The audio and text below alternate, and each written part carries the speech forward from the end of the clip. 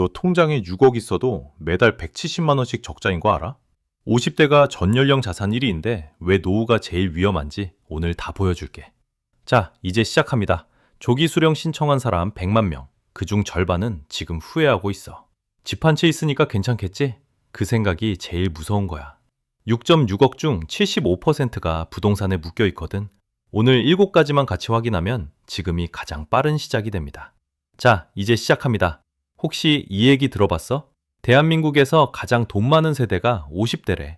통계청 2025년 가계금융복지조사 보면 50대 가구 평균 자산이 6억 6,205만 원이야. 전 연령대 1위. 20대도 30대도 아니고 심지어 60대보다도 많아. 여기까지만 들으면 뭐야 생각보다 괜찮네 싶지. 형도 누나도 다 이 나이 되면 어느 정도 모아놨단 얘기잖아. 근데 있잖아, 이 숫자가 바로 함정이야. 숫자로 보면요, 저 6.6억 중에 75.8%가 부동산이에요. 집이야. 그러니까 현금이랑 예금, 주식 싹 다 합쳐도 한 1.6억 남짓이라는 얘기야. 근데 그 안에서 또 빚을 빼야 돼. 50대 평균 부채가 1억 1,044만 원이거든? 자, 계산해보자. 집 빼고 남는 금융자산에서 빚 갚고 나면 통장에 뭐가 남아? 진짜 별거 안 남아. 자, 여기서 핵심입니다. 6.6억이라는 숫자 자체가 착시예요. 이건 평균 값이거든요. 평균은 상위 부자들이 확 끌어올리는 숫자입니다. 진짜 한가운데 있는 사람 기준인 중앙값으로 보면 50대 순자산이 3억에서 4억 수준이에요. 평균이랑 2억 넘게 차이가 나. 그러니까 뉴스에서 50대 자산 6.6억 나올 때 나도 그 정도 되나? 하고 착각하면 안 돼. 실제로 절반은 그 절반 수준이라는 얘기야. 더 무서운 건 지출이야. 통계청 2024년 자료 기준 부부 적정 노후 생활비가 월 336만 원이야. 근데 부부가 둘 다 국민연금 받는 경우 평균 합산이 월 167만 원. 적정 생활비에서 연금을 빼면 매달 170만 원이 부족해. 170만 원. 이게 한 달 적자야. 1년이면 2,040만 원, 10년이면 2억이 넘게 비는 거야. 그럼 이 구멍을 뭐로 메워? 결국 집밖에 없다는 소리지. 근데 집은 못 쪼개 팔잖아. 정리할게. 50대 자산 1위라는 말에 속지 마.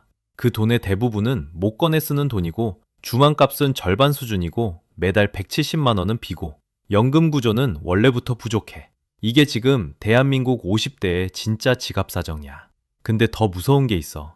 조기 수령 잘못 선택하면 이 170만 원 적자가 평생 깎여서 더 커진다는 거야. 이게 뭔 얘기냐고? 먼저 충격적인 숫자 하나 보호할게. 2025년 7월 기준으로 국민연금 조기 수령자가 드디어 100만 명을 넘겼어.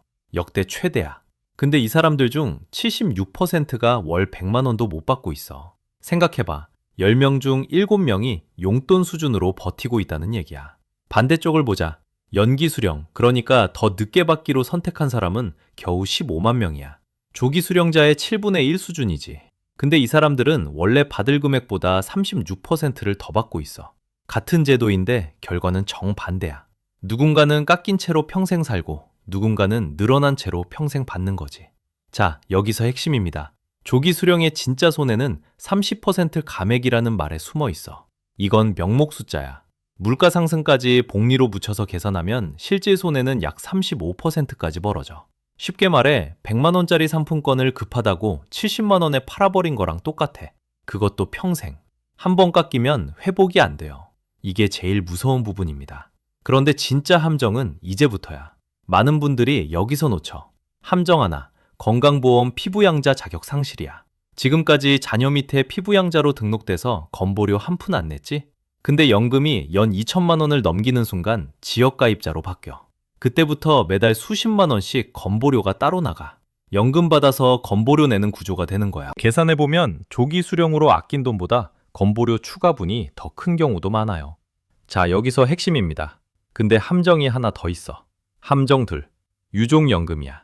내가 조기로 당겨받든 연기로 늘려받든 그 조정된 금액은 나중에 배우자한테 가는 유종연금 계산에 반영이 안 돼. 원래 기준금액으로만 계산하지. 즉, 내가 조기로 받아서 손해본 건 그냥 내 손해로 끝이 아니야. 배우자한테 남길 수 있는 몫까지 같이 줄어드는 구조라는 거지. 조금 더 현실적으로 숫자 느낌 잡아볼게. 원래 내 연금이 월 120만 원이었다고 치자. 5년 당겨받으면 30%가 깎여. 그럼 매달 84만 원이야. 차이가 36만 원이지. 이게 한 달치야. 이걸 평생으로 곱해봐. 10년이면 4천만 원이 훌쩍 넘어가고 20년이면 거의 집 한 채 살 수 있는 돈이 증발해. 게다가 그동안 건보료까지 새로 떠안으면 체감 손해는 더 커지는 거지. 그래서 저는 이렇게 말씀드려요. 조기 수령은 급해서 어쩔 수 없을 때 쓰는 비상구지 먼저 받으면 이득인 옵션이 절대 아닙니다. 이 순서만 머리에 박아둬도 실수는 반 이상 줄어들어. 그럼 나는 어떻게 해야 하냐?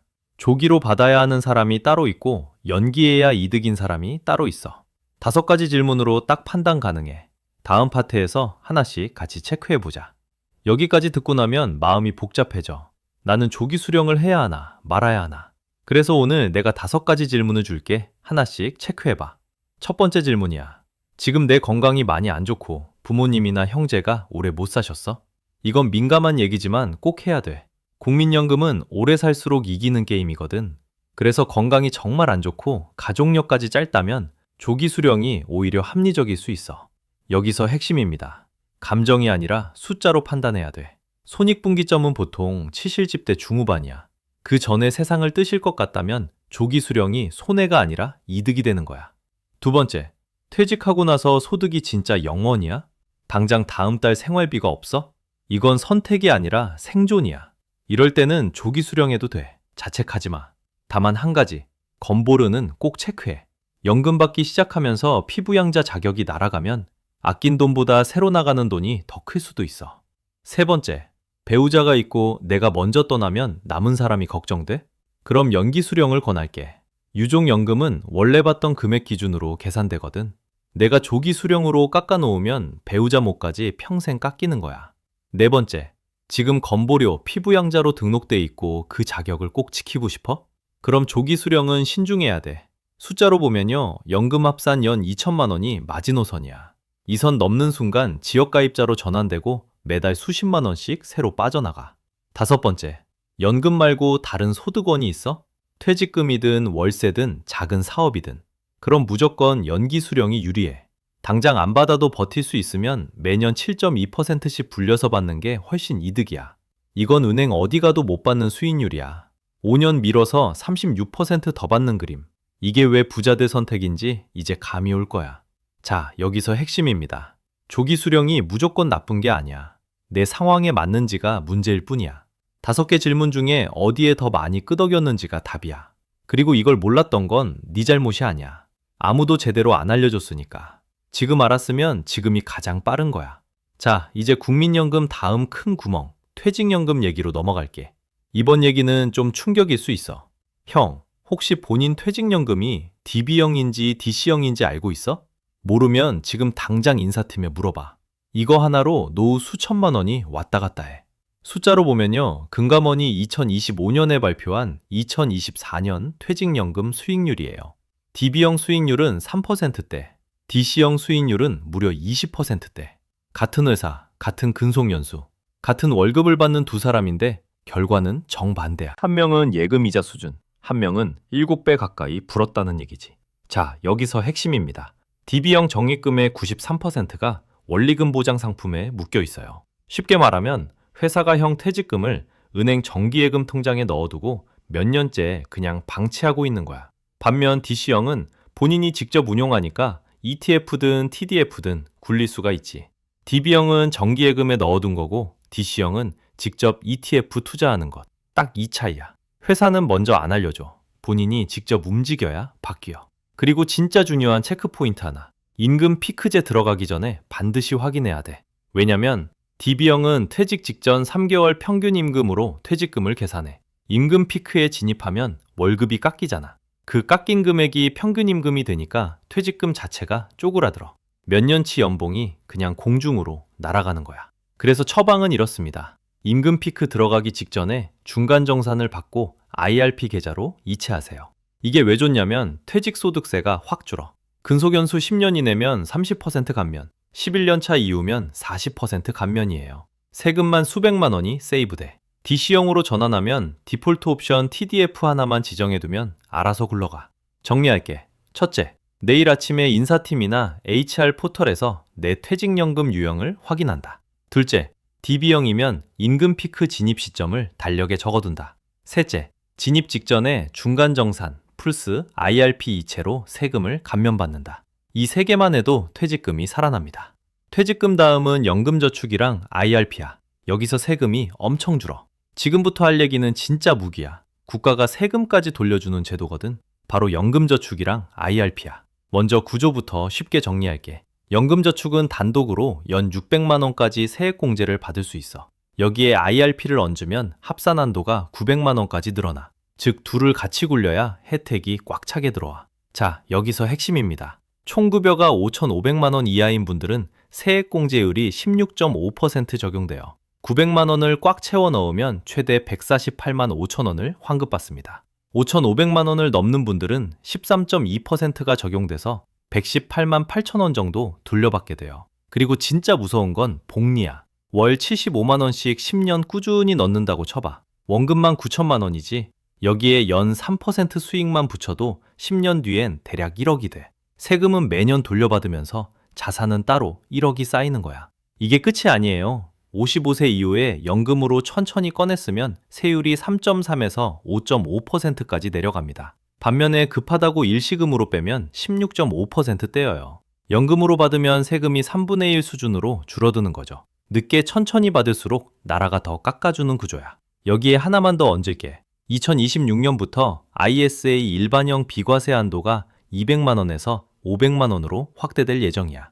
연금저축 IRP가 주인공이라면 ISA는 조연이야. 세액공제 한도를 이미 꽉 채웠다면 ISA로 흘려서 비과세까지 챙기는 전략이 좋아. 정리할게. 오늘 퇴근길에 증권사 앱 하나만 깔아. 연금저축 계좌랑 IRP 계좌는 5분이면 개설됩니다. 자동이체만 걸어두면 내년 5월 진짜 통장에 돈이 꽂혀요. 자, 이제 가장 많이 묻는 게 남았어. 집은 어떻게 해? 앞에서 본 것처럼 50대 자산의 75.8%가 부동산이야. 집은 못 먹잖아. 은퇴하고 나면 통장은 비어가는데 집만 덩그러니 있는 거지. 자, 여기서 핵심입니다. 집은 저금통이야. 꽉 잠겨 있어. 그런데 주택연금은 그 저금통에 구멍을 뚫어서 조금씩 꺼내 쓰는 거거든. 내가 살던 집에 그대로 살면서 매달 연금을 받는 제도야. 본인이랑 배우자 둘 다 세상을 떠난 뒤에 집을 팔아서 정산하는 구조고. 여기서 중요한 포인트 하나. 자녀 동의 필요 없어. 이거 많이들 오해하시는데 내 집은 내 거야. 내가 결정하는 거라고. 주택연금에는 종류가 두 가지 있어. 첫째는 종신 혼합 방식. 대출 한도의 50%까지 목돈으로 먼저 뽑고 나머지는 평생 매달 연금으로 받는 거야. 둘째는 대출 상환 방식. 이건 50에서 90%까지 한 번에 꺼내서 기존에 끌고 있던 주택담보대출을 갚아버리는 용도야. 매달 빠져나가던 이자 부담이 사라지는 거지. 어떤 게 본인한테 맞는지는 가진 빚이랑 필요한 목돈에 따라 달라져. 자, 이제 진짜 충격적인 숫자 하나 갑니다. 4% 룰이라고 들어봤어? 1998년 미국 트리니티대 연구에서 나온 건데 은퇴자금을 계산하는 황금 공식이야. 연간 생활비의 25배가 있어야 평생 안전하게 쓸 수 있다는 거야. 우리 기준으로 계산해 볼게. 월 336만 원, 백크 12개월, 연 4,032만 원. 여기에 25배를 곱하면 약 10억 800만 원. 그래요, 10억이 필요한 겁니다. 아니 잠깐만, 4% 룰로 계산해 봤더니 10억이 필요하다고? 집 빼면 10억이 어딨어? 근데 걱정하지 마. 아직 늦지 않았어. 조합 전략이 있거든. 10억을 현금으로 다 모을 필요가 없어. 국민연금이 월 100만 원, 기초연금이 월 30만 원대. 여기에 주택연금을 얹으면 충분히 월 336만 원 근처까지 끌어올릴 수 있어요. 각자 구멍을 메워주는 구조야. 남은 현금은 110에서 내 나이를 빼면 돼. 50세면 주식 60, 채권 40, S&P 500, 코스피 200 ETF면 끝이야. 자, 마지막 7번째야. 많은 분들이 놓치는 기초연금 얘기. 이번 파트가 진짜 중요해. 국민연금 망하는 거 아니야? 그 걱정을 숫자로 뭉개버릴게. 먼저 기초연금부터 가자. 2026년 기준 단독 가구는 월 최대 34만 9,700원을 받아. 부부 가구는 월 55만 9,520원까지 올라가. 공짜로 국가가 꽂아주는 돈이야. 선정 기준도 중요해. 단독 가구는 월 소득 인정액이 247만 원 이하, 부부 가구는 395만 2천 원 이하면 대상이 됩니다. 많은 분들이 나는 해당 안 돼 하고 지레 포기하는데 막상 계산해보면 들어오는 경우가 훨씬 많아요. 자, 여기서 핵심입니다. 2026년 국민연금 개혁 딱 세 줄로 정리할게요. 첫째, 보험료율이 9%에서 13%로 올라갑니다. 매년 0.5%포인트씩 올라서 2033년에 13%에 도달해요. 둘째, 소득 대체율은 41.5%에서 43%로 올라갑니다. 즉, 더 내는 대신 더 받는 구조야. 셋째, 국가지급 보장이 법에 명문화됐어요. 기금이 고갈돼도 국가가 책임진다는 뜻입니다. 보험료율 올라가는 거 싫다고? 근데 더 오래 받고 국가가 보장해준다는 말이야. 이게 훨씬 남는 장사야. 기금 소진 시점도 달라졌어. 원래는 2056년에 바닥난다고 했는데 이번 개혁으로 2064년까지 8년이 밀렸어.